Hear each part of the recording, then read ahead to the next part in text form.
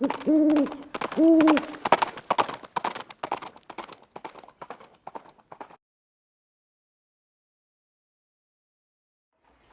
guys, it's Viejo here, and we are in the second week of February in 2025, getting real close to Valentine's Day. Hope you got all your significant others / sweethearts all set up and ready to go. You know, you got to do it, right? Hey, this is part 2 of episode 11 of Wadcutter Wednesday, and we're working with the Lee 358-148WC, very classic button nose type 2 wadcutter. Here's the bullet right here. Last week we got them all cast up and powder coated and ready to go, and what we're going to do today is get them loaded and take them out to the range and shoot them. If you've been following along, you know that for the 38 wad cutters, I'm loading them all the same. Use the same die set, same load, same powder charge, same primer, everything. Okay, all the same. Just as a point of reference, and all of these 38 wad cutters are falling into the range of about 140 to 150 grains. They're close enough that with our 2.8 grains of bullseye that we're sticking in them, they're all going to be very safe loads. So let's go ahead and jump into the loading part. Okay, on the Lee 4-hole classic turret press, one of my favorite little workhorse presses. It's the little press that could kind of, you know, just keeps on going. All right, let's go. Die setup here is the same as what we've been using for these 38 caliber type 2 button nose wad cutters. We're going to use a Lee sizing die, works fine. We still have the pin installed here, the decap pin, in case we come across any. Every once in a while one escapes me before it gets cleaned. Then we're using the Lee auto drum system to deliver our 2.8 grains of bullseye, and I have re-verified the powder charge in here, so we're doing good there. The die body down there has Lee's new, I call it an M style expander and flare, but Lee calls it a square start.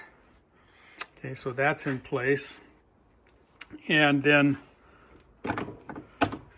for seating, we're using an RCBS 38 special / 357 seater die, pulled up out of the turret far enough so that it won't do any crimp here, and a semi-wad cutter type seating stem. Let me show that to you. So here's our seat stem that I'm going to use. Get us focused here a little better. Okay, and as you can see, that's a semi-wad cutter style stem that's going to fit over the button and give us a good press on the shoulder of the bullet. Look how tiny that little button is. It's almost not even there. But that's my preference for a seating stem for these type 2 button nose wad cutters. And then to do the crimp, I have another RCBS cedar die with the stem removed, and that's going to do our roll crimp for us.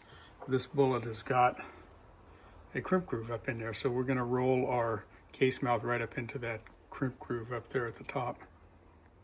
Using mixed head stamp 4 times fired brass, cleaned but not sized, and we're going to prime on press here. We're using the same powder and charge as we have for all of these 38 caliber wad cutters. We're using 2.8 grains of bullseye, using Remington 1.5 small pistol primers. And we're looking for 1.25. I think I got 1.251 there, so that's close enough. We're not going to argue about a thousandth. Okay, and just a nice little roll crimp into that crimp groove. And we still got a little bit of room up there, as you can see. If we get a slightly longer case, we're doing good there. Okay, let's get rocking and rolling. We got that first one done. And I know you guys understand that I can't show you the loading process anymore here on YouTube. So if you're watching on YouTube, we're going to cut right kind of through that part of it. If you're on Rumble, though, you'll get to see all of the loading stuff. If you haven't found my Rumble channel, you go to rumble.com and type in my channel name in their search field. This is my channel name right here. okay, just as you see it there, and you can find the rest of the video there. Here we are. We ended up with 49 of those after saving one back for demonstration purposes. The Lee 358148 wad cutter, primed with Remington number 1.5 and charged with 2.8 grains of bullseye. Mixed head stamp brass, 4 times fired.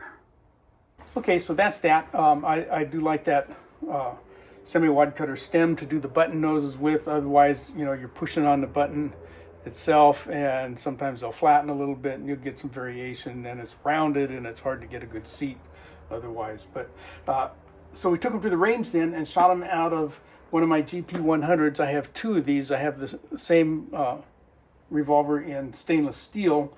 They both shoot about the same. I like them. I got Wilson fire sights on these guys, and it makes them into a pretty easy sight picture for me anyway.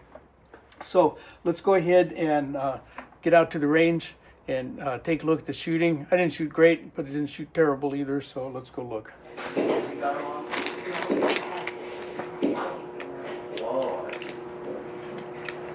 Well, I was going to call you and say I'm coming down. Still here?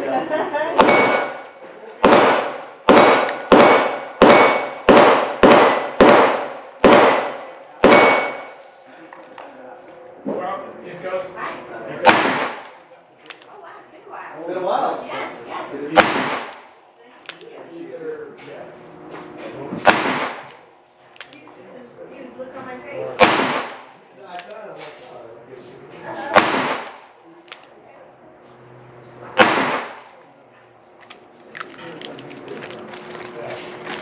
I just think there's a lot of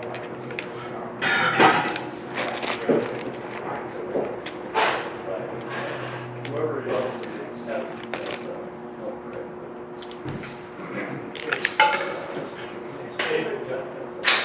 yeah, and there's a lot of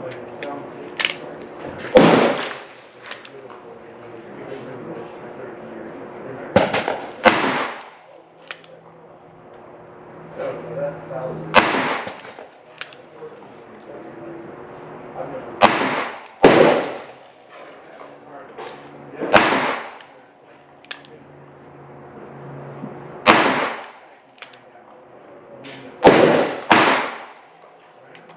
Okay, 12 rounds with the Lee.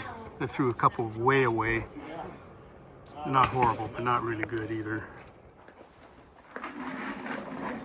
All right, there you go. 12 rounds on paper for you guys. I did shoot you know, all of them that I had loaded.